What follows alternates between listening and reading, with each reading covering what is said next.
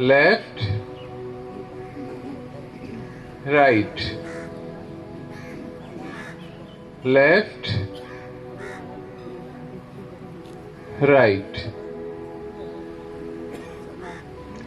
अब जैसे हमने आंखों को क्लॉकवाइज एंटी क्लॉकवाइज घुमाया था, ऐसे गर्दन को भी क्लॉकवाइज एंटी क्लॉकवाइज घुमाएंगे, लेकिन धीरे धीरे मूव करेंगे, फास्ट नहीं घुमाएंगे। नीचे, लेफ्ट और साइड में, ऊपर और पीछे, राइट और साइड में, नीचे, लेफ्ट और साइड, ऊपर और पीछे, राइट और साइड, नीचे,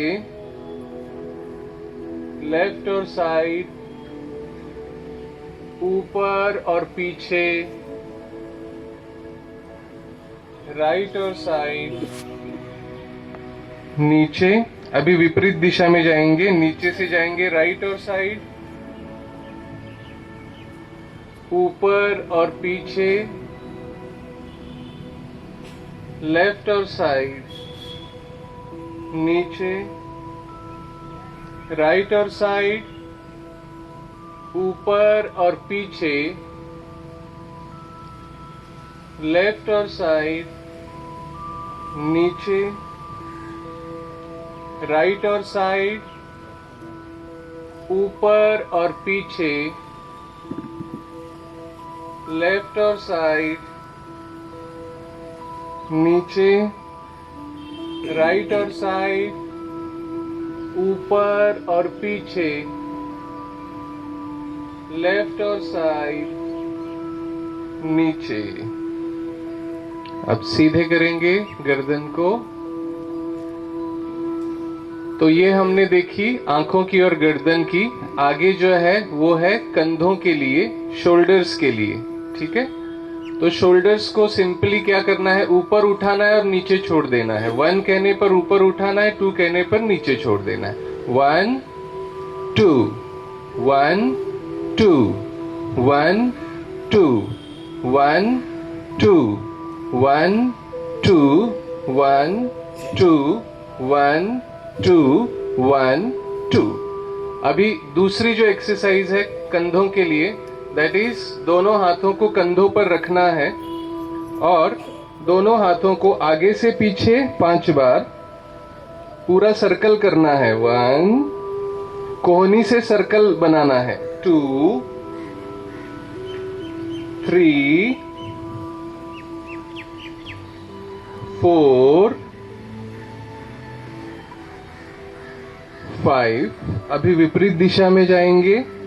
1 2 3 4 5।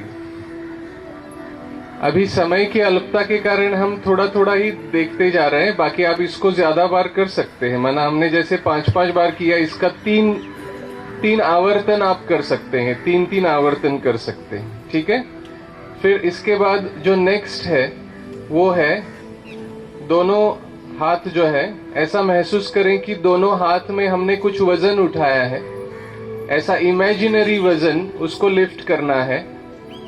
1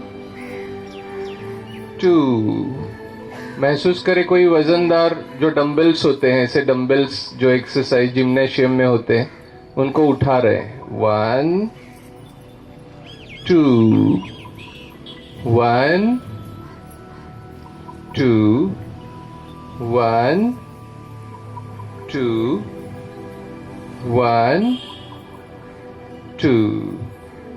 फिर इसके बाद आगे का जो है रिस्ट जॉइंट के लिए दोनों हाथ आगे, ऐसे दोनों हाथ करने हैं। 1 और उनको ड्रॉप करना है। 2 1 2 1 2 1 2 1 2 1 2। अभी जोर से मुट्ठी बंद करनी और खोलनी है। 1 2 1 2 1 2 1 2 1 2 1 2। अभी एक हाथ सीधा रखना है, जैसे राइट हैंड सीधा रखना है और लेफ्ट हैंड से उंगलियों को पीछे की तरफ प्रेस करना है 1। फिर इसको डाउनवर्ड्स करना है इस डायरेक्शन में और फिर पीछे की ओर प्रेस करना है 1। फिर लेफ्ट हैंड को ऐसे आगे करना है 1 और राइट हैंड से पीछे की तरफ प्रेस करना है 1। फिर इसको नीचे की दिशा में करना है और फिर से प्रेस करना है 2। Right hand 1 2 1 2 1 2। देखिए ये जो है ना, ये पोर्शन सीधा होना चाहिए, तभी आपकी उंगलियां जो है ना उसके ऊपर थोड़ा प्रेशर आएगा। और यहाँ पे जब हम ऐसा करते हैं ना तो यहाँ की जो नस है वो नस को वो प्रेशर फील होना चाहिए। ठीक है 1, फिर ये 2। तो ये अगर आप ऐसा रखेंगे ना तो कुछ भी नहीं होगा, ये हाथ सीधा होना आवश्यक। ठीक है, इसके बाद रिस्ट जॉइंट के लिए और एक है, दोनों हाथ दोनों मुट्ठी, स्वास्थ्य को मुट्ठी में करना है ना सबको, दोनों मुट्ठी में 1 2 3 4 5। अभी विपरीत दिशा में 1 2 3 4 5। केवल रिस्ट का मूवमेंट, ये ऐसे ऐसे नहीं करना है, केवल रिस्ट का मूवमेंट होगा। फिर से एक बार करेंगे 1 2 3 4 5। विपरीत दिशा में 1 2 3 4 5। ठीक है, अभी शॉर्ट में रिवाइज करते हैं क्या क्या एक्सरसाइज देखे। पहले आंखों के लिए जोर से बंद करना खोलना, फिर आंखों को लेफ्ट राइट करना, फिर आंखों को क्लॉकवाइज और एंटी क्लॉकवाइज घुमाना। 3 प्रकार की एक्सरसाइज आंखों की। गर्दन के लिए धीरे धीरे लेफ्ट की तरफ ले जाना, राइट की तरफ ले जाना, ये पहली एक्सरसाइज देखी। फिर गर्दन को आगे की तरफ नीचे ले जाना, पीछे ले जाना, नीचे ले जाना, पीछे ले जाना, फिर साइड की तरफ। ठीक है, फिर उसके बाद गर्दन को भी क्लॉकवाइज और एंटी क्लॉकवाइज घुमाया। ठीक है, उसके बाद कंधों की एक्सरसाइज देखी, कंधों को ऊपर ले जाना, नीचे ड्रॉप करना। फिर उसके बाद दोनों हाथ कंधों पे रख के 5 बार आगे की तरफ सर्कल किया हमने कोहनी से और पीछे की तरफ 5 बार। उसके बाद में क्या किया, उसके बाद में जो किया वो वजन उठाना, दोनों हाथों से इमेजिनरी वजन उठाया, तो वो जो है वो एल्बो जॉइंट के लिए हेल्पफुल होता है। उसके बाद हमने रिस्ट जॉइंट के लिए क्या किया, आगे हाथ करके उसको ड्रॉप करना और उसके बाद दूसरे हाथ से प्रेस करना पीछे की तरफ और उसके बाद क्लॉकवाइज और एंटी क्लॉकवाइज मूवमेंट। ठीक है, तो आप इसको नोट करके रखना ताकि कोई मिस नहीं हो। तो अभी बाकी का जो है वो फिर हम कल बताएंगे। आज आधा बता दिया यहाँ तक का, अभी यहाँ से नीचे का फिर कल देखेंगे। ठीक है, ओके, सभी बैठ जाएं अपने स्थान पे।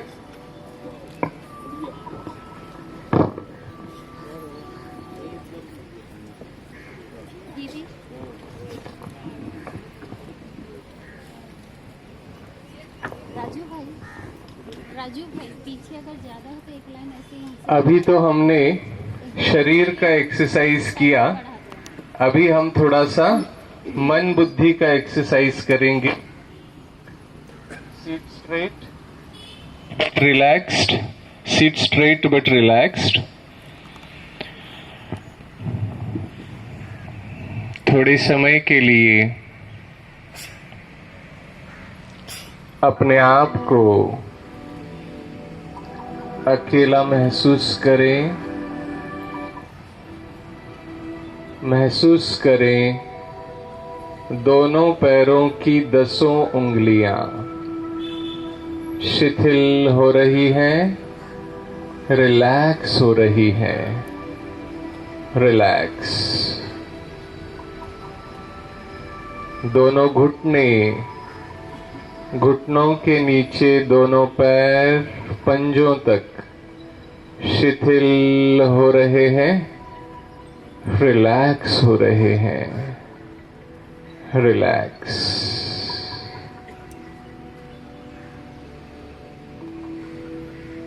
कमर के मसल्स,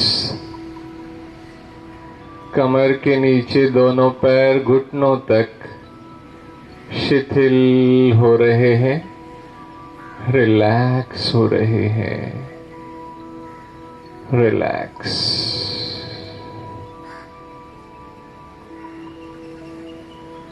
पेट और पीठ के मसल्स शिथिल हो रहे हैं, रिलैक्स हो रहे हैं, रिलैक्स।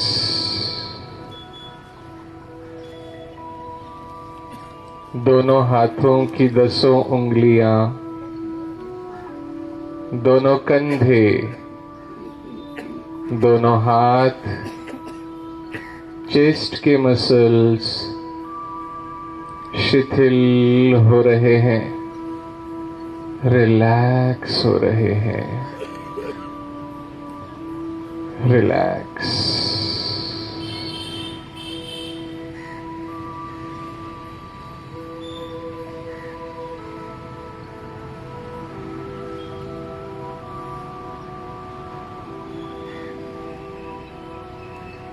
गर्दन के मसल्स, चेहरे के मसल्स शिथिल हो रहे हैं, रिलैक्स हो रहे हैं, रिलैक्स।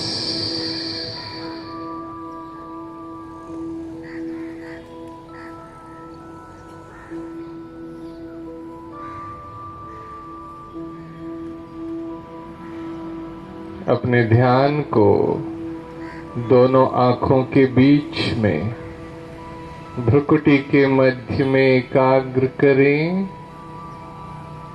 महसूस करें भ्रुकुटी के मध्य में विराजमान मैं एक चमकता हुआ चैतन्य शक्ति ज्योति बिंदु प्रकाश हूं। I am point of light and might at the center of the forehead between 2 eyebrows.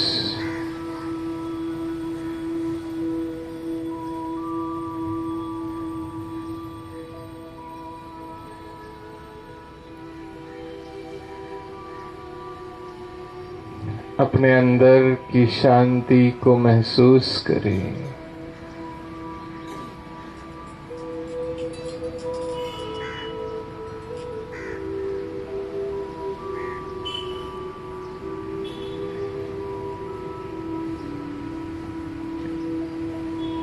अभी जो गीत आपको सुनाई देगा उसके शब्दों पर अपने ध्यान को केंद्रित करें।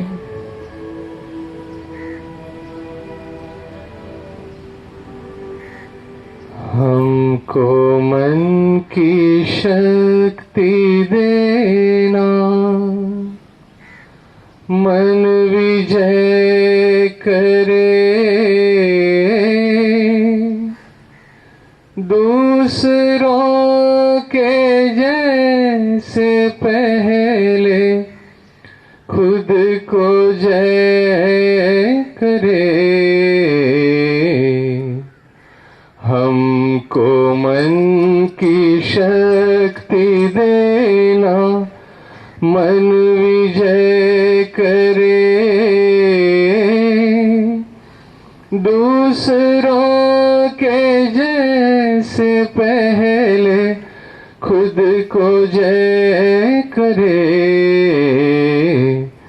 हमको मन की शक्ति देना,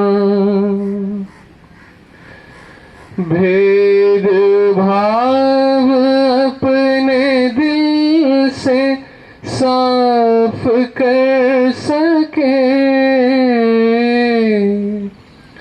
दूसरों से भूल भूल हो तो माफ कर सके,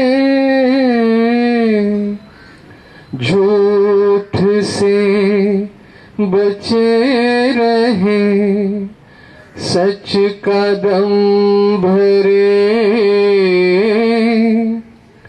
दूसरों के जैसे पहले खुद को जय करे, हमको मन की शक्ति देना।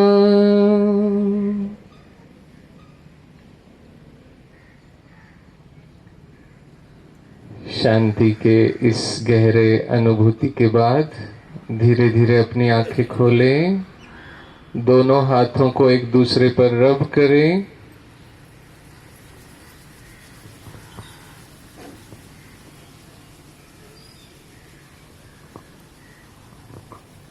तो जैसे अभी हम इस गीत में सुन रहे थे कि हमको मन की शक्ति देना, ईश्वर को हम क्या मांगते हैं? मन की शक्ति मांगते हैं, क्योंकि मन की शक्ति जितनी बढ़ेगी उतना क्या होगा? उतना हमारा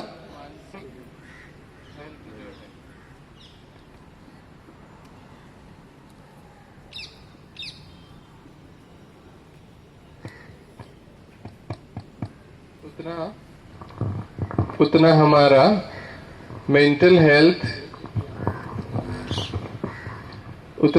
मेंटल हेल्थ जो है वो अच्छा रहेगा।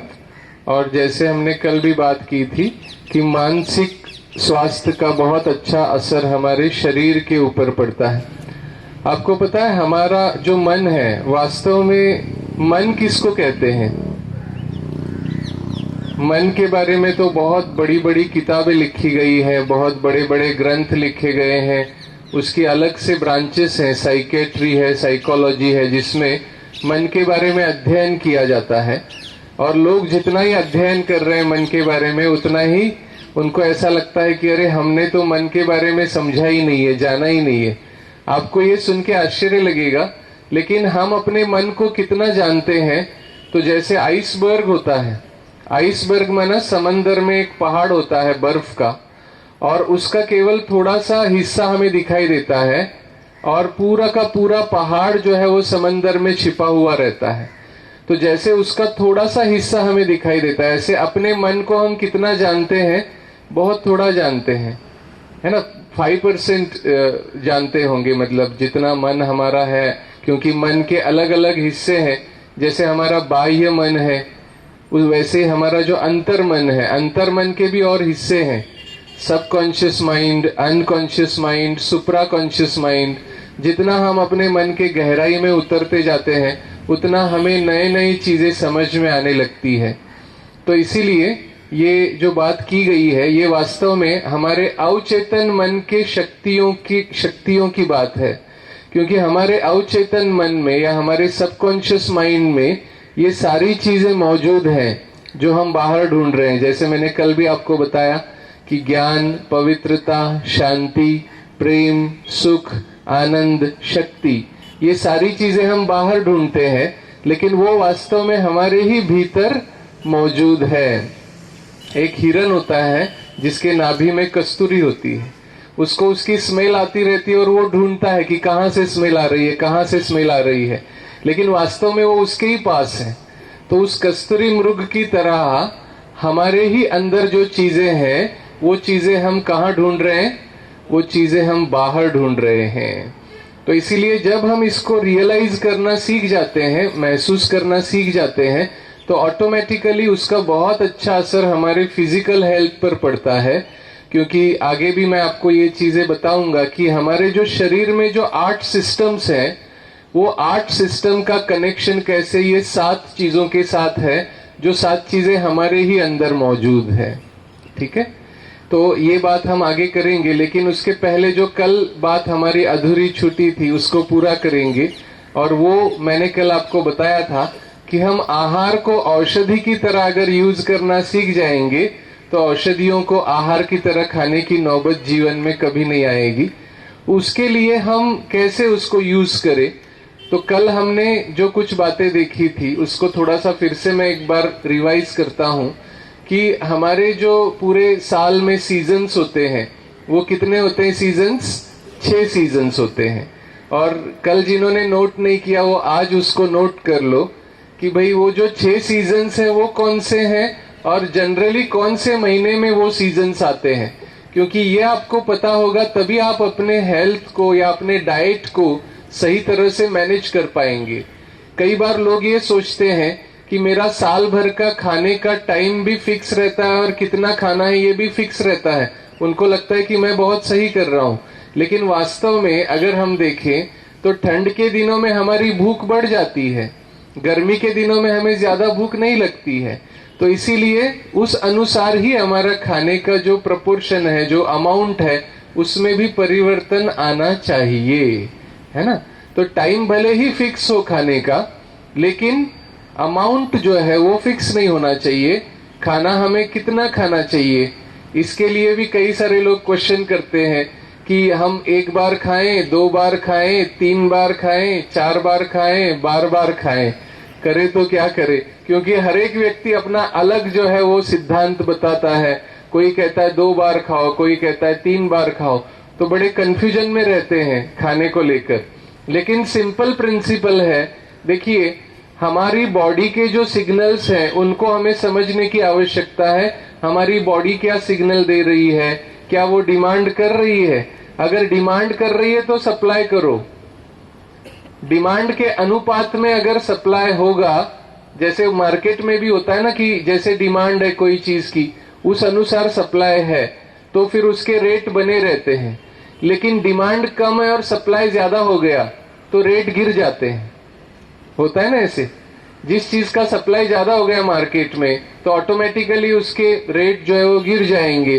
तो ऐसे ही आपने जरूरत से ज्यादा खाना अंदर भेज दिया, डिमांड उतनी नहीं थी, तो स्वास्थ्य के भाव भी क्या हो जाते हैं, गिर जाते हैं। माना स्वास्थ्य जो है वो गिर जाता है, अनहेल्दी मतलब बीमार हो जाते हैं। तो इसीलिए ये भी बहुत सिंपल सा प्रिंसिपल है, जैसी डिमांड वैसा सप्लाई। क्योंकि हर एक का शरीर अलग अलग है, हर एक की शरीर की रचना सिस्टम अलग अलग है। आपको मैं आगे ये बताऊंगा कि कैसे मतलब हमारे जो 3 दोष होते हैं, वात पित्त और कफ, उस अनुसार ही शरीर के हर एक के अंदर, किसी के अंदर वात ज्यादा रहता है, किसी के अंदर पित्त की प्रधानता रहती है, किसी के अंदर कफ की प्रधानता रहती है। और किसी को बहुत ज्यादा तेज भूख लगती है, वो सहन नहीं कर सकता, उसको चाहिए ही उस समय पे, क्योंकि उसका अंदर का सिस्टम वैसा बना हुआ है। उसके अंदर अगर पित्त की प्रधानता है तो वो भूख को सहन नहीं कर सकता है, और वो जितना खाएगा ना उतना हजम भी होता जाता है। दिखने में तो ऐसा दिखता है, लेकिन खाना खा रहा है वो सारा हजम हो रहा है, पता नहीं कहाँ जा रहा है। ऐसा भी लोग कहते हैं कि इतना सारा खाता है पता नहीं कहाँ जाता है, लेकिन वास्तव में वो उसके शरीर की रचना वैसी बनी हुई है और इसीलिए वो जो खाता है वो हजम होता जाता है। और कुछ लोग अच्छे दिखते हैं, एकदम मोटे दिखते हैं, लेकिन उनका डाइट कम होता है और उनका फिर भी कोई असर नहीं पड़ता है। वो कम खाते हैं और उसमें उनका चलता है, क्योंकि उनकी रिक्वायरमेंट ही उतनी है बॉडी की। उनके शरीर में अगर कफ की प्रधानता है तो नेचुरली उनकी रिक्वायरमेंट कम होगी, क्योंकि कफ प्रधान जो व्यक्ति होता है, जिसकी प्रकृति होती है, उसकी रिक्वायरमेंट्स कम होती है, उसको भूख भी कम लगेगी, प्यास भी कम लगेगी, है ना। वात वाला जो होगा, वात की प्रधानता जिसमें होगी, उसको कभी तो एकदम ज्यादा भूख लगेगी, कभी भूख लगेगी ही नहीं। तो वात वाले जो होते हैं ना, वात प्रधान प्रकृति वाले, वो अनिश्चित होते हैं, उनका अनसर्टन होता है। कभी तो बहुत ज्यादा खाएंगे, कभी तो बिल्कुल नहीं खाएंगे। तो भोजन बनाने वाले इन लोगों से परेशान रहते हैं, तेरा कितना हम बनाए समझ में नहीं आता है। कभी तेरा 2 रोटी बनाए तो तू 4 खा लेता है, कभी 2 की 2 जो है वो रह जाती है, क्योंकि खाता ही नहीं है। तो अनसर्टन रहता है उनका, अनिश्चित रहता है, क्योंकि उनका अंदर जो डाइजेस्टिव फायर है, जिसको हम अग्नि कहते हैं, जठराग्नि कहते हैं, वो विषम होता है। तो इसीलिए उस अनुसार ही उनको कभी तो बहुत तेज भूख लगेगी, वो हजम भी हो जाएगा, और कभी थोड़ा खाया हुआ भी हजम नहीं होगा। इस प्रकार से उनका सिस्टम रहता है। और जो पित्त वाले जो रहते हैं, जिनका अग्नि तीक्ष्ण रहता है, तीक्ष्णाग्नि रहता है, वो जितना भी खाते हैं ना सारा हजम होता जाता है। और जिनका मंदाग्नि रहता है वो थोड़ा सा ही खाएंगे, उनकी रिक्वायरमेंट ज्यादा नहीं रहेगी, उनको पानी भी ज्यादा नहीं लगेगा। इसीलिए पानी का भी जो रूल बताते हैं ना कि सुबह इतना लीटर पानी पियो, उतना लीटर पानी, एकदम गलत है, एकदम गलत।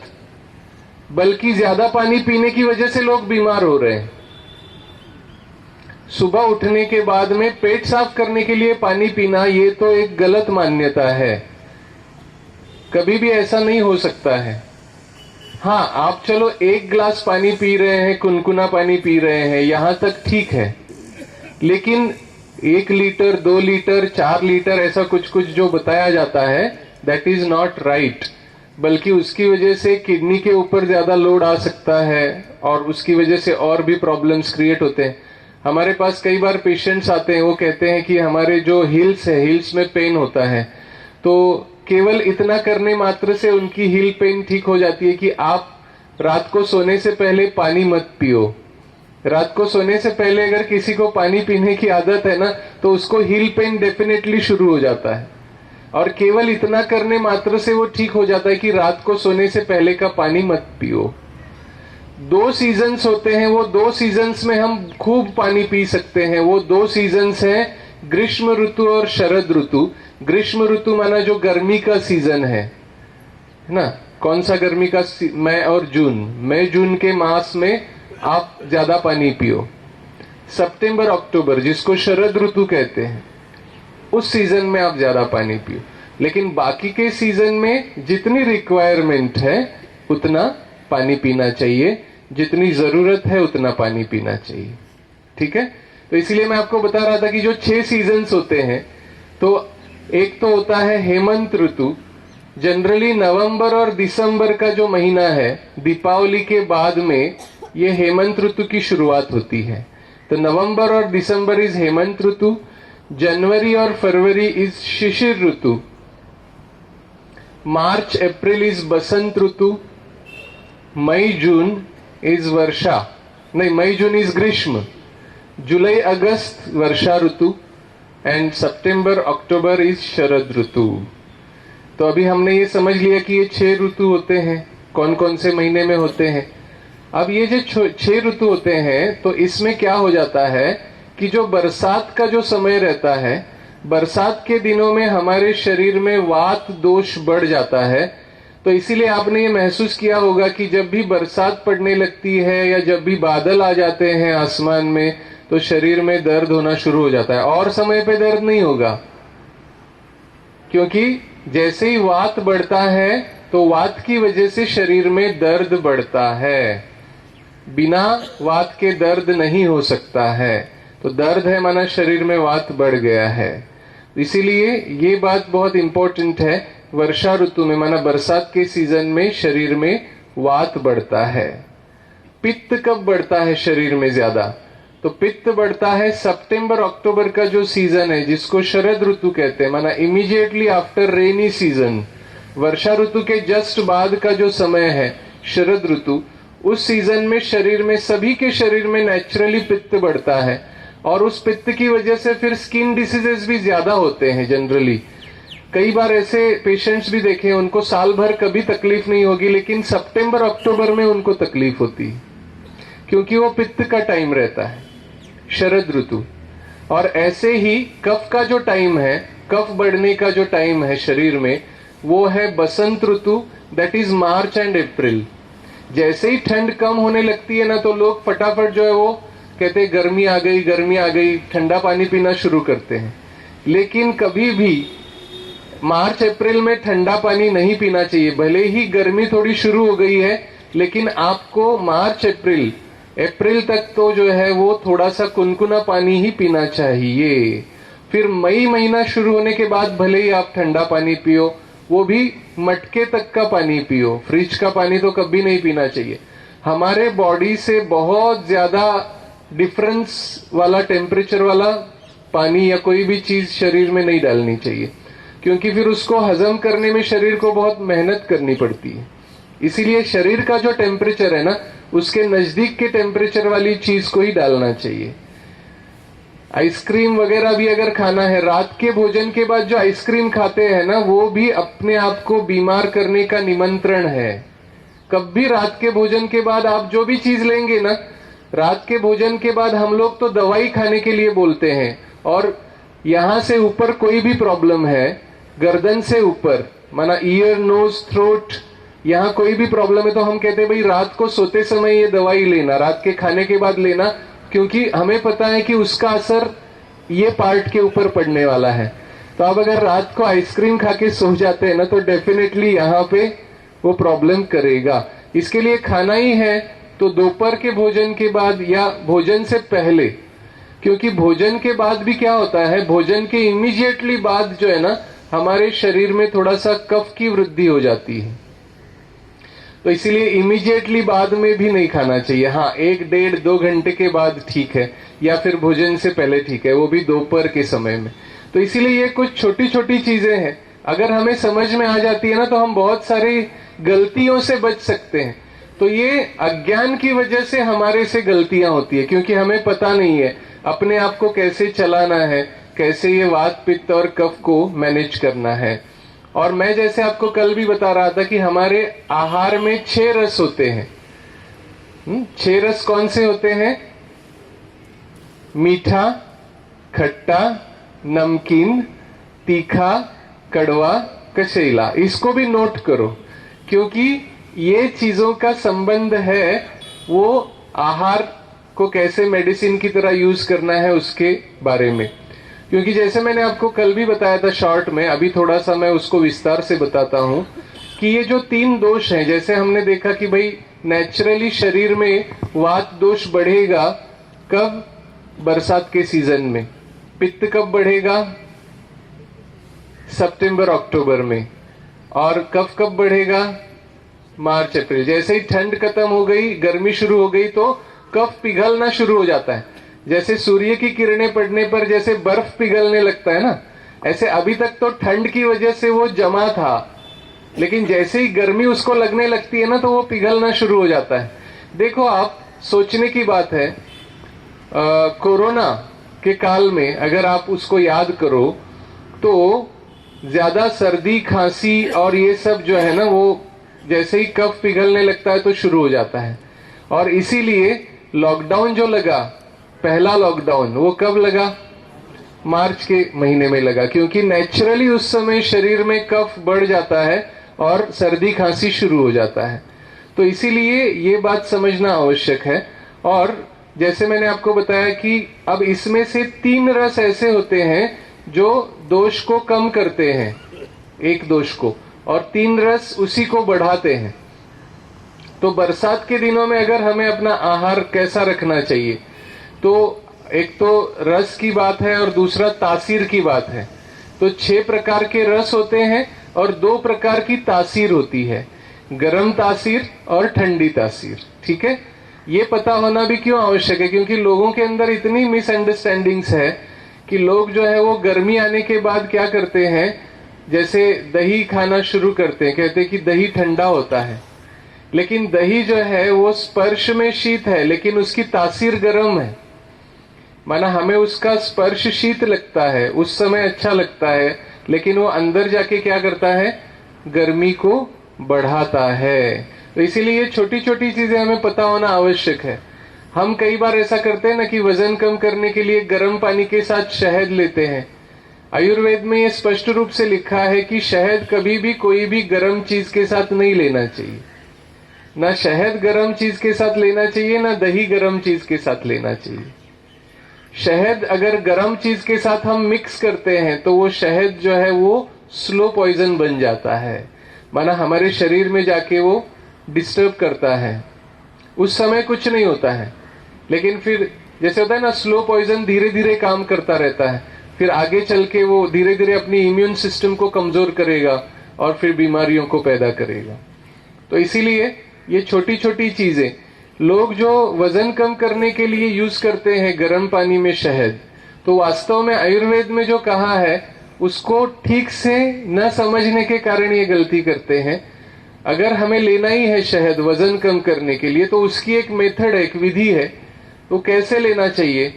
तो 320 ml पानी जो है वो ले लो आप, उसको उबाल के उसका 8वां हिस्सा शेष रह जाए, माना 40 ml। 320 ml को कहां तक कम करना है पानी को? 40 ml तक कम करना है, ठीक है। अब वो 40 ml पानी को आप नीचे ले लीजिए, उसको ठंडा होने दीजिए। ठंडा होने के बाद उसमें 20 ग्राम शहद मिलाइए और उसको आप लेंगे तो वो वजन कम करने में आपको हेल्प करेगा, ना कि गर्म पानी। हाँ, आपको अगर गर्म पानी लेना है तो अलग से ले लीजिए, नींबू ले सकते हैं भले गर्म पानी के साथ, लेकिन शहद कभी भी गर्म पानी में नहीं लेना है।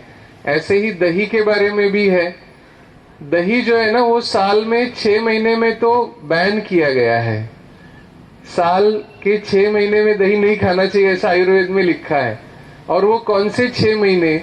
जिन 6 महीने में ज्यादातर लोग उसको खाते हैं, है ना। तो गर्मी का जो सीजन है ये मार्च अप्रैल, ये तो कफ के बढ़ने का सीजन है, तो मार्च अप्रैल में नहीं खाना चाहिए, मई जून में भी नहीं खाना चाहिए, गर्मी है। और सितंबर अक्टूबर में नहीं खाना चाहिए। मार्च अप्रैल मई जून सितंबर अक्टूबर, ये 6 महीने छोड़ के दही खाना चाहिए। अच्छा, दही जो है ना रात को कभी नहीं खाना चाहिए, क्योंकि दही क्या करता है? चैनल्स को ब्लॉक करने का काम करता है। और आयुर्वेद में ये बताया कि चैनल्स आपके अगर कोई ब्लॉक हो जाते हैं तो वहां ये कारण बन जाता है, बीमारी की शुरुआत वहां से हो जाती है।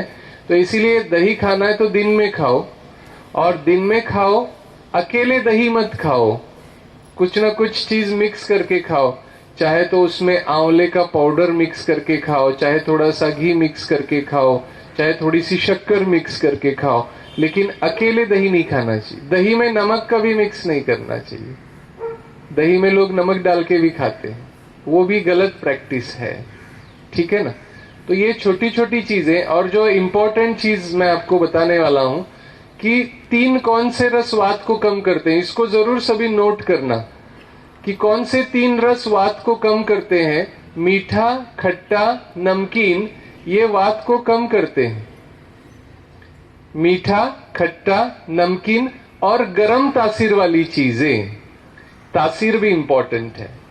मीठा, खट्टा, नमकीन और गरम तासीर वाली चीजें हैं, ये वात को कम करती है, ठीक है। तीखा, कड़वा और कशेला और ठंडी तासीर वाली चीजें वात को बढ़ाती है। तो नेचुरली रेनी सीजन में हमें क्या करना चाहिए? जो वात को बढ़ाने वाला है उसको कम प्रमाण में खाना चाहिए, और जो वात को कम करने वाला है उसका प्रमाण थोड़ा ज्यादा रखना चाहिए। इतना करने मात्र से भी बहुत फर्क पड़ जाता है। इतने भी चेंजेस अगर हम कर लें तो भी बहुत फर्क पड़ जाता है। ऐसे ही पित्त को कम करने वाले कौन से रस होते हैं? पित्त को कम करने वाले रस मीठा, कड़वा और कशैला। मीठा, कड़वा और कशैला ये पित्त को कम करते हैं। और ठंडी तासीर वाली जो चीजें हैं ये पित्त को कम करती है। मीठा, कड़वा, कशैला और ठंडी तासीर वाली चीजें पित्त को कम करती है। इसीलिए सितंबर महीना जैसे ही शुरू हो जाता है तो हमें इनका प्रमाण थोड़ा ज्यादा रखना है। मीठा, कड़वा, कशैला और ठंडी तासीर वाली चीजें। और उसके विपरीत जो बचा हुआ है, माना तीखा, खट्टा, नमकीन और गरम तासीर वाली चीजें, ये पित्त को बढ़ाती है। तो इसीलिए सितंबर अक्टूबर में क्या करेंगे? तीखा, खट्टा, नमकीन और गरम तासीर वाली चीजों का प्रमाण क्या करेंगे? कम करेंगे, ठीक है। तो ये पित्त की बात हो गई। और कफ के ऊपर कौन से रस काम करते हैं? तो तीखा, कड़वा, कशैला और गरम तासीर वाली चीजें कफ को कम करती है। तीखा, कड़वा, कशैला और गरम तासीर वाली चीजें कफ को कम करती है। और मीठा, खट्टा, नमकीन और ठंडी तासीर वाली चीजें कफ को बढ़ाती है। इतना भी अगर आपने अभी नोट करके रखा तो ये डेफिनेटली आपके लिए हेल्पफुल रहेगा क्योंकि जैसे ही मार्च महीना शुरू हो जाता है तो हमें ये करना है कि इसमें कड़वा, तीखा, कशेला और गर्म तासीर वाली चीजें जो है वो खाने में बढ़ानी। इसीलिए देखो हमारे त्योहार में जो हम करते हैं ना, फेस्टिवल्स में, उसके पीछे हमारे हेल्थ का राज छिपा हुआ है, लेकिन हम उसकी तरफ केवल उसको एक फॉर्मेलिटी के तौर पे करते हैं। जैसे देखो चैत्र महीने की जो शुरुआत होती है, जिसको हम नए साल के रूप में मनाते हैं, गुड़ी पड़वा, तो गुड़ी पड़वा के दिन हमारी ट्रेडिशन ये होती है कि नीम के पत्ते और गुड़, नीम के पत्ते कैसे होते हैं? कड़वे।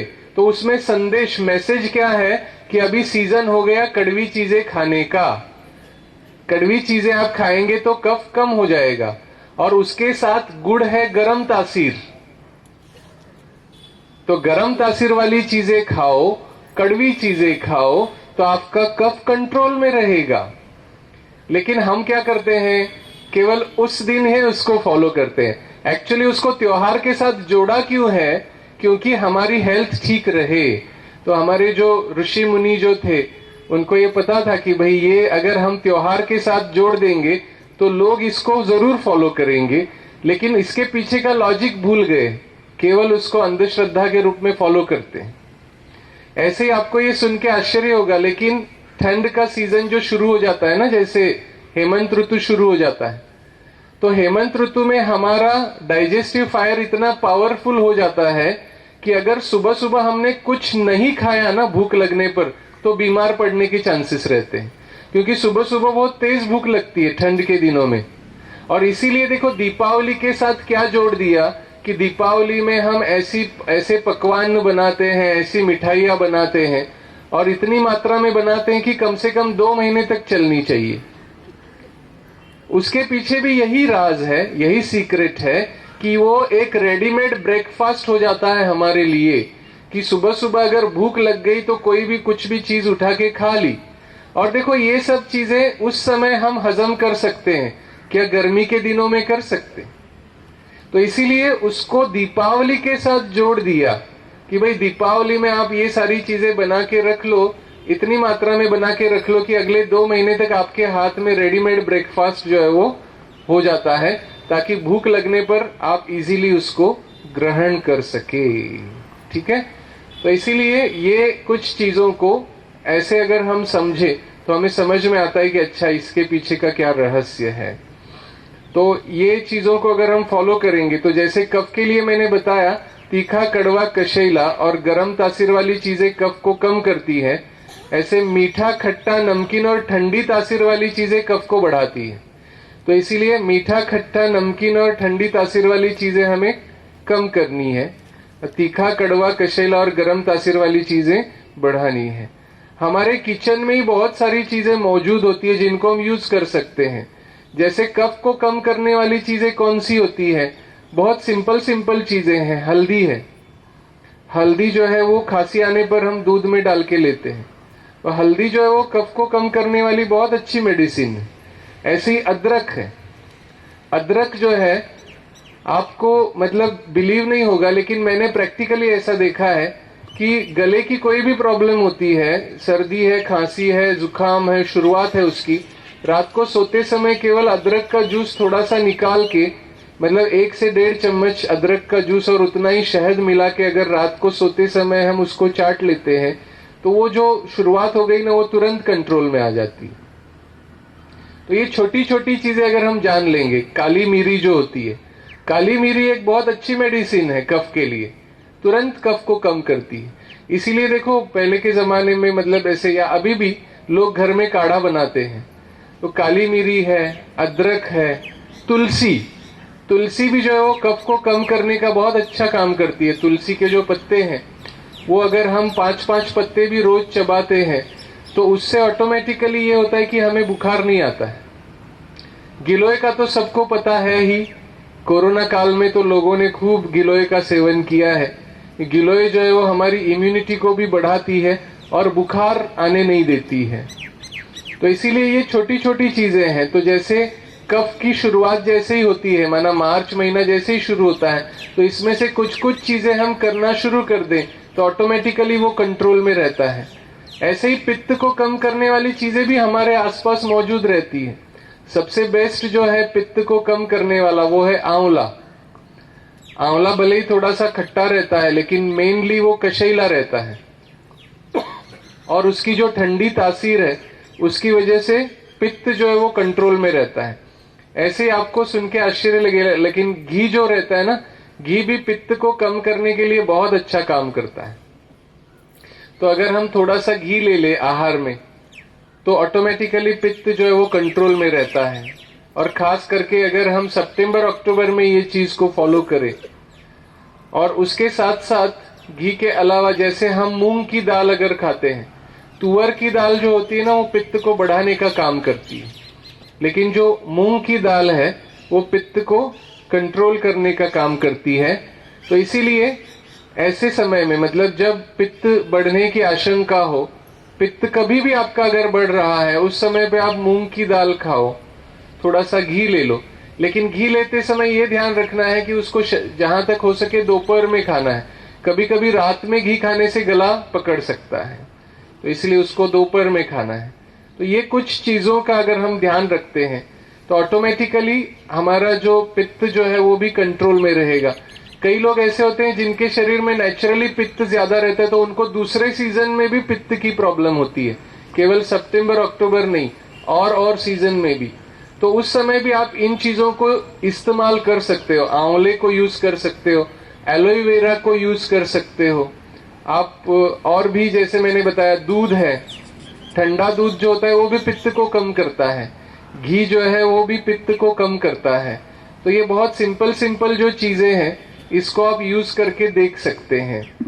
फिर जैसे वात के लिए जो बेस्ट है, कहीं पर भी आपको अगर दर्द हो रहा है तो उसके लिए एक सिंपल चीज मैं आपको बताता हूं कि तिल्ली का तेल जो होता है, तिल्ली के तेल को थोड़ा सा गर्म करके उसमें थोड़ा सा नमक मिला लीजिए और उससे मसाज कर लीजिए और फिर स्नान करते समय उसको थोड़ा सा गर्म पानी से थोड़ा सा सेक दे दीजिए। तो जो छोटी मोटी प्रॉब्लम है वो तो तुरंत कंट्रोल में आ जाएगी, थोड़ा बहुत जो भी दर्द शुरू हुआ है वो तुरंत कम होने लगेगा। जिनको सांस की प्रॉब्लम हो जाती है वो भी अगर अपने छाती के ऊपर तिल्ली का तेल उसको थोड़ा गर्म करके नमक मिला करके छाती में मसाज करते हैं और स्नान करते समय यहाँ पे सेक करते हैं तो कफ छूटने में मदद मिलती है। जो जमा हुआ कफ है, छाती जैसे जम जाती है तो वो कफ छूटने में मदद मिलती है। तो इस प्रकार से छोटी छोटी चीजें जो हमारे ही किचन में ही मौजूद रहती है उनको भी अगर हम थोड़ा सा समझदारी से यूज करना सीख ले तो छोटे मोटे प्रॉब्लम्स के लिए तो हमें डॉक्टर के पास जाने की जरूरत नहीं पड़ सकती और हम अपने हेल्थ को मैनेज कर सकते हैं। तो इसीलिए मैंने जैसे कहा ना कि आहार को दवाई की तरह यूज करना अगर हम सीख जाएं तो दवाइयों को आहार की तरह खाने की नौबत नहीं आएगी। तो मुझे लगता है कि आपको ये चीज समझ में आ गई होगी कि कौन से सीजन में कौन से रसों को बढ़ावा देना है, कौन से तासीर को बढ़ावा देना है और कौन से तासीर को कम लेना है। जैसे गर्मी का सीजन आता है हमारा जो मई और जून का महीना, तो गर्मी के दिनों में तो क्या चाहिए, बॉडी को लिक्विड ज्यादा चाहिए, तो इसीलिए लिक्विड चीजें। और देखो प्रकृति भी ऐसी ऐसी चीजों का निर्माण करती है। तो प्रकृति जो है ना वो माता है, जैसे ईश्वर हमारा पिता है ऐसे प्रकृति हमारी माँ के समान है। तो इसीलिए वो उस सीजन के लिए जो यूजफुल चीजें है ना उनका निर्माण करती है। जैसे गर्मी के दिनों में दो चीजें होती है, एक तो हमें लिक्विड चीजें ज्यादा बॉडी को चाहिए क्योंकि ऑटोमेटिकली क्या होता है गर्मी की वजह से बहुत ज्यादा शरीर का जो रस है उसका शोषण होता है। इसीलिए हमें जैसे मैंगो है और फिर पाइन ये वाटरमेलन है ना।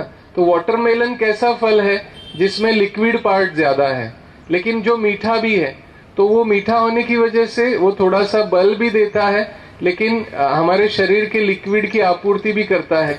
मैंगो जो है वो भी क्या करता है, बल देने का काम करता है। और जैसे बहुत ज्यादा गर्मी से बचने के लिए थोड़ा सा जो खट्टे फल होते हैं, तो खट्टे फलों का जो शरबत होता है वो अच्छा होता है, जिसको पना कहते हैं। जैसे आम का पना बनाया जाता है उन दिनों में।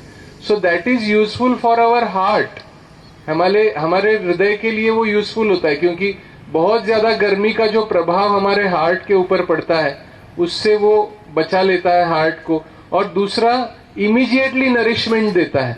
माना पन्हा है, उसको अगर हम लेते हैं ना तो वो इमीडिएटली एब्जॉर्ब हो जाता है पूरे बॉडी में। हमें तुरंत ऐसा महसूस होता है जैसे थकान एकदम उतर गई, एकदम फ्रेश हो गए। तो इस प्रकार से ये जो चीजें हैं ये अगर हम समझ लेंगे, इसको आयुर्वेद में ऋतुचर्या कहा है। ऋतुचर्या माना ऋतु के अनुसार कैसे हमें अपना आहार विहार रखना है। तो जैसे ऋतुचर्या को समझना आवश्यक है, ऐसे दिनचर्या को भी समझना आवश्यक है। दिनचर्या माना हमारे सुबह से लेकर रात तक का रूटीन कैसे होना चाहिए। जैसे हम बचपन से सुनते आ रहे हैं ना, early to bed early to rise makes man healthy happy and wise, है ना। लेकिन हम क्या करते हैं, हमारा रूटीन कैसा होता है, ज्यादातर मैं देखता हूँ तो बॉम्बे में तो 12 बजे तक तो एकदम कॉमन चीज होती है। मतलब 12 बजे तक जागना माना उसको जागना समझते ही नहीं है। 12 बजे सोना माना जल्दी सोना समझते हैं कुछ लोग, क्योंकि इतना जो चेंज हो गया है लाइफस्टाइल कि 2-2 बजे तक लोग नॉर्मली जागते हैं। और आजकल तो क्या हो गया है ना कि हमारे हाथ में ही टीवी आ गया है ना, सारे चैनल्स आ गए हैं। कोई भी चीज देखनी है, फिर रात को आराम से बैठ के सारा काम हो जाता है तो फिर वो चीजें देखते हैं।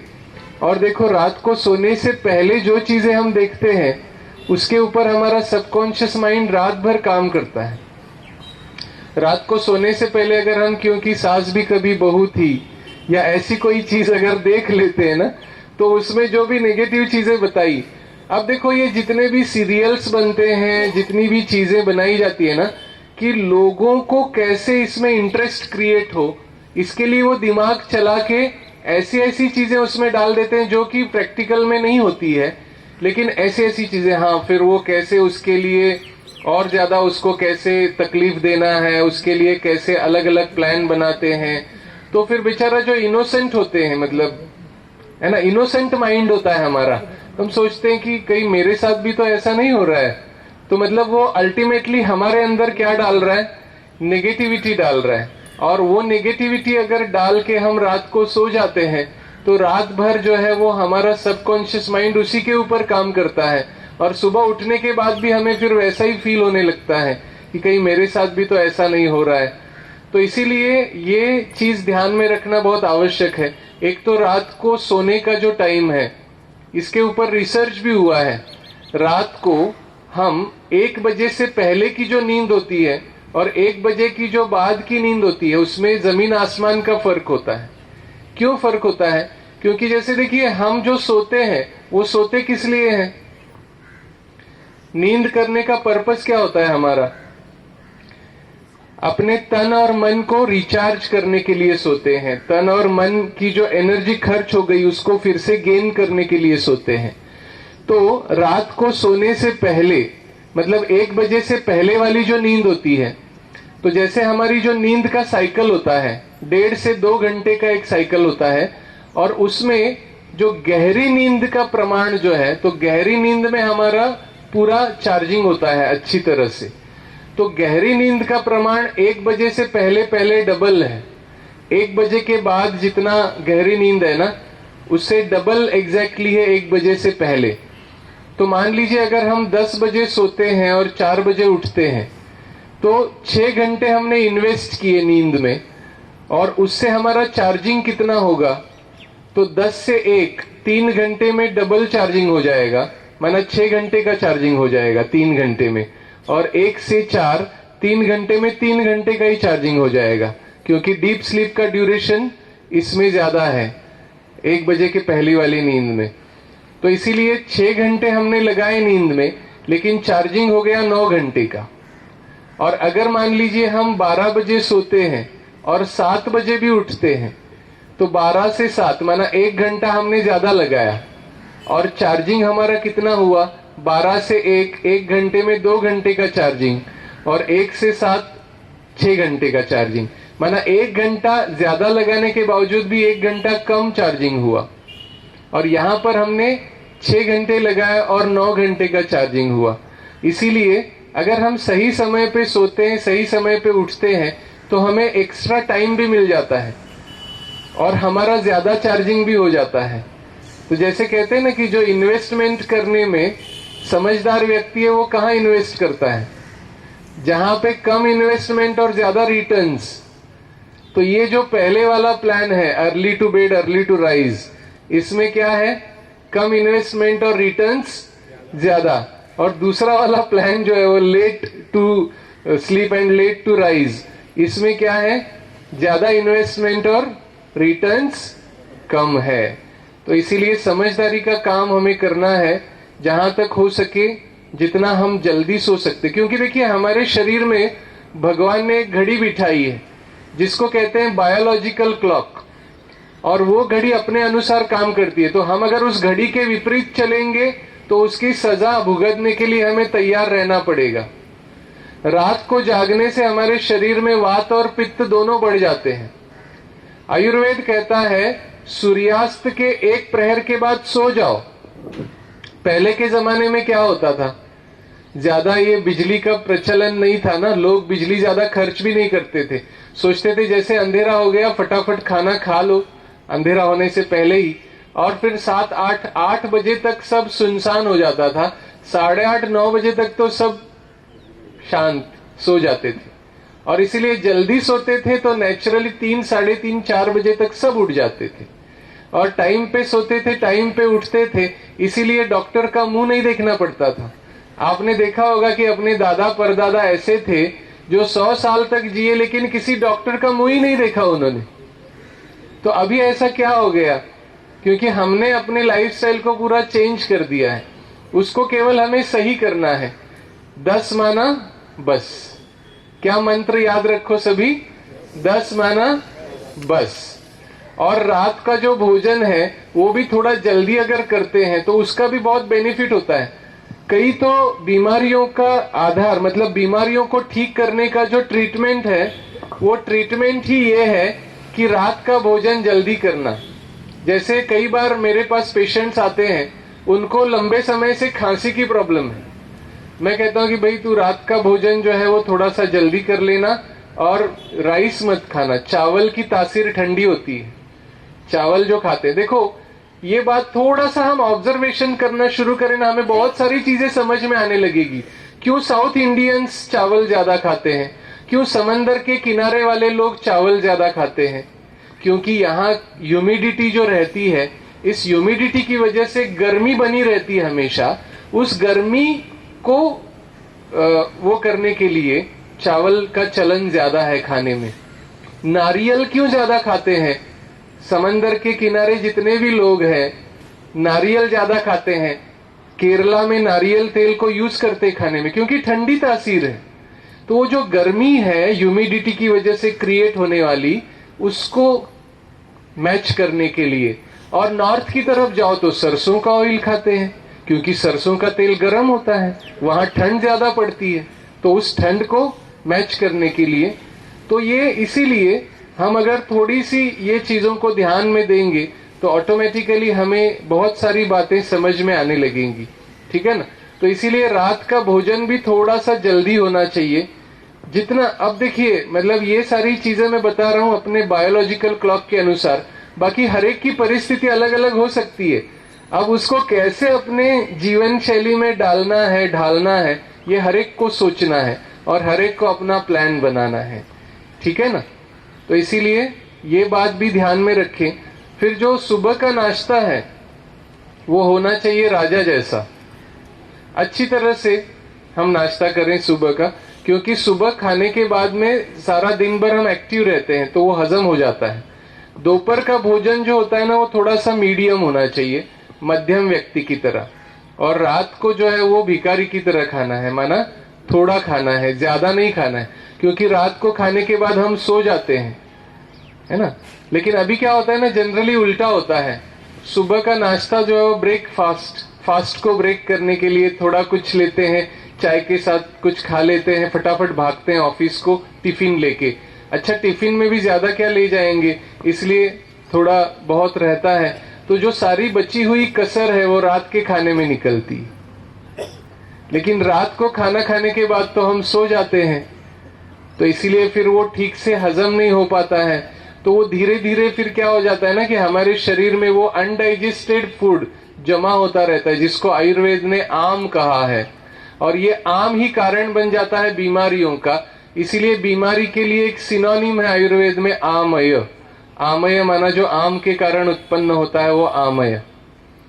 तो इसीलिए अगर हम ये कुछ छोटी छोटी बातों के ऊपर ध्यान देंगे तो आहार को एक तो हमें सही करना है, दूसरा विहार के बारे में भी मैंने बात की कि विहार हमारा कैसा होना चाहिए, हमारा डेली रूटीन कैसा होना चाहिए। थोड़ा बहुत समय हमें एक्सरसाइज के लिए भी निकालना चाहिए। सबसे इजी और सबसे बेस्ट एक्सरसाइज है वॉकिंग, इसलिए वॉकिंग को कहा जाता है व्यायाम की रानी कहा जाता है। तो इसीलिए थोड़ा बहुत हम वॉकिंग जरूर करें जितना जिससे पॉसिबल है, लेकिन वॉकिंग कभी भी अंधेरे में नहीं करना है। थोड़ा सा सूर्य प्रकाश तो होना चाहिए, है ना। तो सुबह जैसे ही सूर्योदय हो रहा है उस समय हमने थोड़ा सा वॉक कर लिया तो उससे दोनों बेनिफिट हो जाएंगे। हमें सूर्य की किरणें भी मिलेंगी, विटामिन डी भी मिल जाएगा और हमारा वॉकिंग भी हो जाएगा। तो वॉकिंग करने से कई सारे अच्छे केमिकल सीक्रेट होते हैं बॉडी में, तो उससे भी हमें बेनिफिट मिलेगा। तो वॉकिंग है, और भी जैसे हम जो एक्सरसाइज कर रहे हैं ये एक्सरसाइज भी कर सकते हैं। इसको करने में भी ज्यादा टाइम नहीं लगता है, 15 मिनट में यहां से लेकर नीचे तक का सारा एक्सरसाइज हो जाता है। ठीक है, तो इस प्रकार से अगर हम सही आहार लेंगे, थोड़ा सा व्यायाम करेंगे और अपने दिमाग को शांत रखने के लिए मेडिटेशन, ये भी बहुत इंपॉर्टेंट चीज है। और जब हम मेडिटेशन करते हैं तो मेडिटेशन में एक चीज को समझना बहुत आवश्यक होता है, वो है सेल्फ के बारे में जानना, स्व के बारे में जानना, है ना। हम सारे दिन भर में ये दो शब्दों का बहुत प्रयोग करते हैं, वो है मैं और मेरा। लेकिन इसके बीच में क्या डिफरेंस है मैं और मेरे के बीच में? तो हम एक छोटा सा यहाँ पे एक आपके सामने एक्सरसाइज करते हैं। तो ये भाइयों में से कोई भी चश्मे वाले भाई यहाँ आ जाए, ऊपर स्टेज पे आ जाए। चश्मे वाले भाई कोई भी एक ऊपर आ जाए। ये थर्ड सीट, हाँ आ जाइए, इसमें से आ जाए, इसमें से नहीं, जो हाँ ये सेकंड सीट में बैठे हैं ना, सेकंड सीट में, हाँ आप आ जाइए। तो देखिए ये मैं और मेरा में क्या डिफरेंस है वो हम थोड़ा सा इस एक्सरसाइज से समझेंगे। भाई साहब आपका नाम क्या है? नरेश पांडे। हाँ, तो हमारे साथ में नरेश भाई जी हैं। आप अपना चश्मा देंगे? तो ये नरेश भाई जी का चश्मा है और घड़ी है और कुछ है, मोबाइल है। ओके, अच्छा, नरेश भाई जी का मोबाइल है। अच्छा, और कुछ है आपके पास? अच्छा, चलिए, तो ये अभी हम इनको क्वेश्चन पूछेंगे। देखिए, जैसे हमने देखा कि ये मोबाइल है ना, जैसे हम कहते हैं ना मेरा मोबाइल, तो मेरा मोबाइल कहते हैं तो मोबाइल तो अलग है और मैं अलग हूं। हम कहते हैं मेरा चश्मा, तो चश्मा अलग है और मैं अलग हूं। मैं इसका मालिक हूं। मैं ऐसा कह सकता हूं कि मैं चश्मा हूं, मैं मोबाइल हूं, ऐसा तो नहीं कह सकता, है ना। तो ऐसे ही ये क्या है, मोबाइल है। ये किसका मोबाइल है? कोई ये नहीं कहना मेरा मोबाइल है, नरेश भाई जी का मोबाइल है। क्या नरेश भाई जी मोबाइल है? नहीं है। ये चश्मा किसका है? नरेश भाई जी का है। क्या चश्मा नरेश भाई है? नहीं है। हाथ दे दीजिए अपना। ये हाथ किसका है? नरेश भाई जी का है। क्या हाथ नरेश भाई है? नहीं है। नहीं है, ऑब्वियसली नहीं है, क्योंकि नरेश भाई क्या कहेंगे कि मेरा हाथ है ना, क्योंकि हाथ पैर या ये जो दिखाई दे रहा है शरीर, इसको भी क्या कहते हैं हम? मेरा शरीर, मेरे हाथ, मेरे पैर, मेरा सिर, मेरा शरीर। ऐसा कभी कहते हैं कि मैं पैरों में बहुत दर्द है, मैं हाथों में बहुत दर्द है, मैं सिर में बहुत दर्द है? क्या कहते हैं इसको? मेरा शरीर, मेरे हाथ, मेरे पैर, मेरा सिर, है ना। तो नरेश भाई अगर हाथ नहीं, पैर नहीं, नाक नहीं, मुंह नहीं, कान नहीं, तो नरेश भाई क्या है फिर? सोचने वाली बात है ना? क्योंकि दिखाई तो हमें क्या दे रहा है? शरीर दिखाई दे रहा है, लेकिन इस शरीर के लिए हम क्या कहते हैं? मेरा शरीर, है ना? तो जरूर मैं इसका मालिक हूं, तभी इसको हम मेरा शरीर कह रहे हैं ना। तो वो मैं कौन हूं? तो वो मैं वास्तव में एक चैतन्य शक्ति हूं, एक एनर्जी हूं, और उसी एनर्जी को कोई सोल कहता है, कोई रूह कहता है, कोई स्पिरिचुअल एनर्जी कहता है, कोई आत्मा कहता है ना? तो वास्तव में मैं इस शरीर का मालिक हूं, मैं एक चैतन्य शक्ति हूं, मैं एक एनर्जी हूं। तो ये है सेल्फ को जानना, है ना? तो इसीलिए जब हम स्पिरिचुअल हेल्थ की बात करते हैं, तो स्पिरिचुअल हेल्थ में सबसे पहली बात क्या है? स्व को जानना और उसको महसूस करना। तो जब हम स्व को जानते हैं तो फिर हम अपने अंदर की शक्तियों को जागृत कर सकते हैं। तो नरेश भाई कौन है? एक चैतन्य शक्ति है, एक आत्मा है, और उनका ये शरीर है। चलिए, बहुत बहुत धन्यवाद। मैं आप सभी के सामने नरेश भाई को ये दोनों चीजें दे रहा हूं, उनका चश्मा और उनका मोबाइल। बहुत बहुत धन्यवाद नरेश भाई जी, आपका बहुत बहुत थैंक यू। सभी एक बार तालियां बजाइए नरेश भाई जी के लिए। तो देखिए, ये जो छोटा सा एक्सरसाइज है, इसमें हमने ये समझ लिया कि मैं और मेरा में क्या अंतर है, और वास्तव में मैं कहने वाला ये शरीर नहीं, लेकिन इस शरीर का मालिक मैं एक चैतन्य शक्ति आत्मा हूं, और इसको ही कहा गया है चेंज ऑफ कॉन्शियसनेस। अभी तक हम बॉडी कॉन्शियस थे, अपने आप को बॉडी समझते थे, शरीर समझते थे, लेकिन स्पिरिचुअलिटी हमें ये सिखाती है, आध्यात्मिकता हमें ये सिखाती है कि हम वास्तव में एक चैतन्य शक्ति है जो इस शरीर को चला रही है। जैसे देखिए, एक पेशेंट होता है, सीरियस स्टेज में, लास्ट स्टेज में है, अभी गया कि गया, उसके रिलेटिव्स उसको लेकर आते हैं। हम डॉक्टर्स जनरली बहुत बार इस सिचुएशन को फेस करते हैं। तो उस पेशेंट को देखते हैं लास्ट स्टेज में, कहते हैं इसको तुरंत इमरजेंसी में ले लो, उसको बचाने की पूरी कोशिश करते हैं, लेकिन वो बच नहीं पाता है। तो रिलेटिव्स को जाके क्या कहते हैं कि वी आर सॉरी, हम पेशेंट को बचा नहीं पाए, अभी आप बॉडी को लेकर जाइए। अंदर लाते समय कहा पेशेंट को अंदर लाइए, लेकिन अभी क्या कहेंगे? पेशेंट तो चला गया, अभी बॉडी को लेकर जाइए। तो क्या डिफरेंस हो गया? अंदर लाते समय जो पेशेंट था, बाहर जाते समय बॉडी, उसमें से जो चैतन्य शक्ति, जो आत्मा है, वो निकल गई, है ना? तो अभी तक कोई उसको डैडी कह रहा था, कोई उसको भाई भाई कह रहा था, कोई दोस्त कह रहा था। अभी कहेगा कोई कि ये डैडी है मेरे, ये भाई है, ये दोस्त है? क्या कहेंगे? ये उसकी बॉडी है, मेरा दोस्त तो बहुत अच्छा था, वो चला गया बेचारा, ये उसकी बॉडी है। वो बॉडी को ज्यादा समय रखेंगे भी नहीं, क्या कहेंगे? अरे जल्दी जल्दी करो, है ना, इसकी अंतिम विधि जो है वो करो, तो फटाफट उठा के ले जाएंगे, है ना?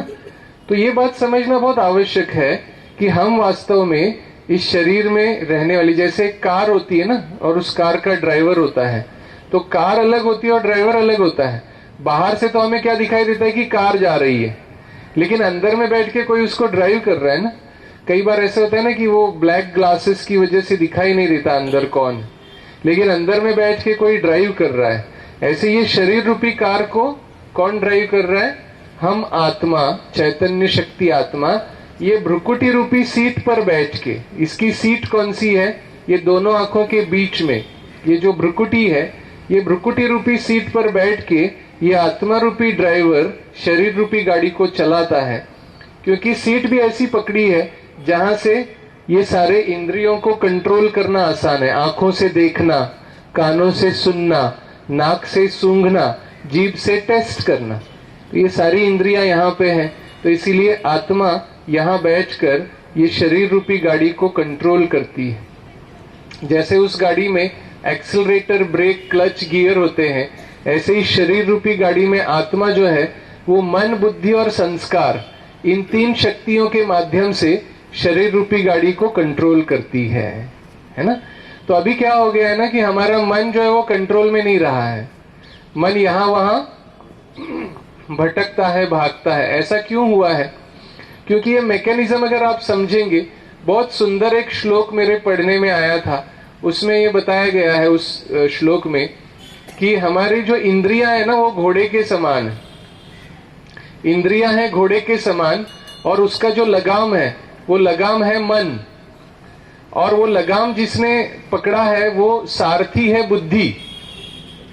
सारथी है बुद्धि, रथ है शरीर, आत्मा बैठा है अंदर, आत्मा है रथी, उसका रथवान मालिक, है ना। तो अभी क्या हो गया, बुद्धि के अंदर क्या आ गया, अज्ञान आ गया। कौन सा अज्ञान आ गया? मैं शरीर हूं। क्या समझने लगे अपने आप को? मैं शरीर हूं, ये बुद्धि में अज्ञान आ गया, तो उसकी वजह से बुद्धि हो गई कमजोर। तो बुद्धि रूपी सारथी जैसे कमजोर हो गया, तो मन रूपी लगाम ठीक से वो कंट्रोल नहीं कर पा रहा, तो मन पड़ गया, मतलब लगाम हो गई ढीली। जैसे ही लगाम ढीली हो गई तो इंद्रियों रूपी घोड़े जो है वो दौड़ने लगे, जहां पे उनको जो भी अच्छी चीज लगी, कोई चीज में टेस्ट आ रहा है उसी के पीछे जा रहे हैं।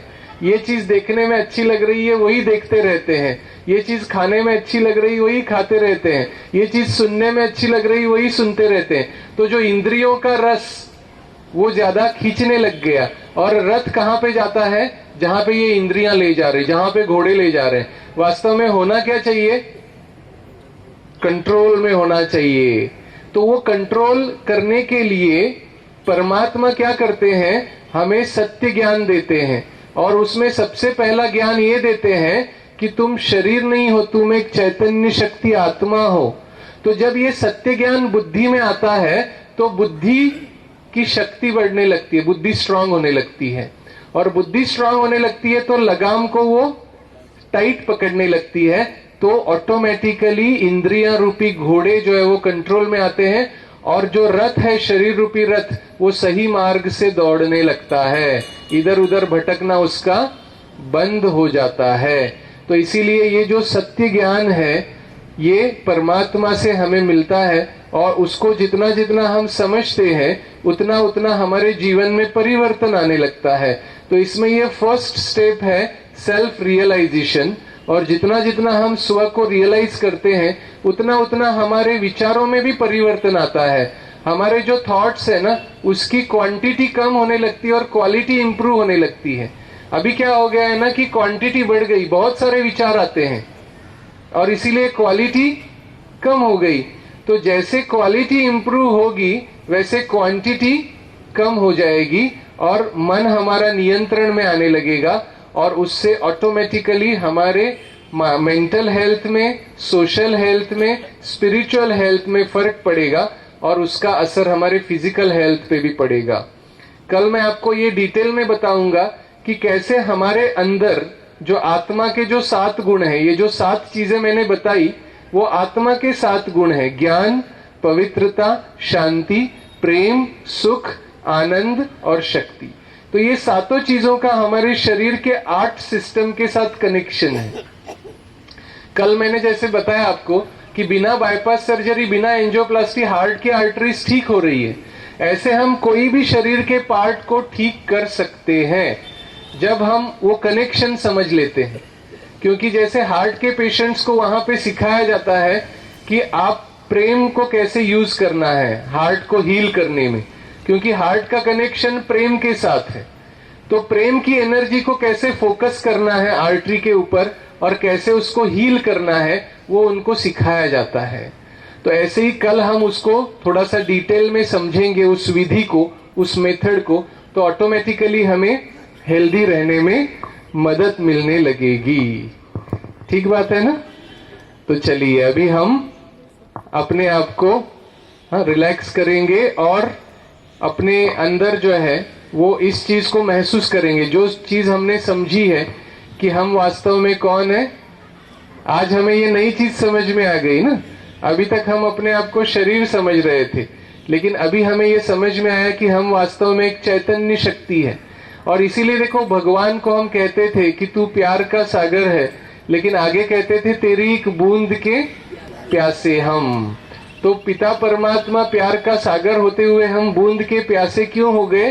क्योंकि हमें ये पता ही नहीं था, हम उसको भी भूल गए, स्वयं को भी भूल गए, और इसीलिए उसके साथ जो कनेक्शन है वो हमारा नहीं रहा। तो जितना जितना हम ये कॉन्शियसनेस को शिफ्ट करते हैं from body conscious to soul conscious, देखो बॉडी कॉन्शियसनेस की वजह से कौन कौन सी चीजें आ गई हमारे अंदर? गुस्सा आ गया, चिंता आ गई, उदासी आ गई, डर आ गया, भावुक और नाजुक स्वभाव आ गया। जितना जितना हम सोल कॉन्शियस होंगे उतना उतना कौन सी चीजें आएंगी? ज्ञान आएगा, पवित्रता आएगी, शांति, प्रेम, सुख, आनंद और शक्ति। ठीक है, तो अभी हम क्या करेंगे? इसका थोड़ा सा अभ्यास करेंगे, अपने आप को अपने अंदर ले जाएंगे। ठीक है।